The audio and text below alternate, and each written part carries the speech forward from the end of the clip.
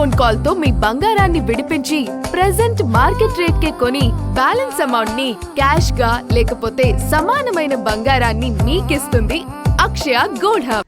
Bharat America మధ్య కుదిరిన మధ్యంతర వాణిజ్య ఒప్పందాన్ని చరిత్రాత్మక అడుగుగా శ్వేత సౌధం పేర్కొంది. ఇది 140 కోట్ల జనాభా కలిగిన భారతీయ మార్కెట్ను అమెరికన్ ఉత్పత్తుల కోసం తెరుస్తుందని వైట్ హౌస్ ప్రకటన విడుదల చేసింది. రష్యన్ చమురు కొనుగోలును నిలిపివేయడం వల్ల భారత్పై 25% ట్యారిఫ్లను తొలగించనున్నట్లు తెలిపింది.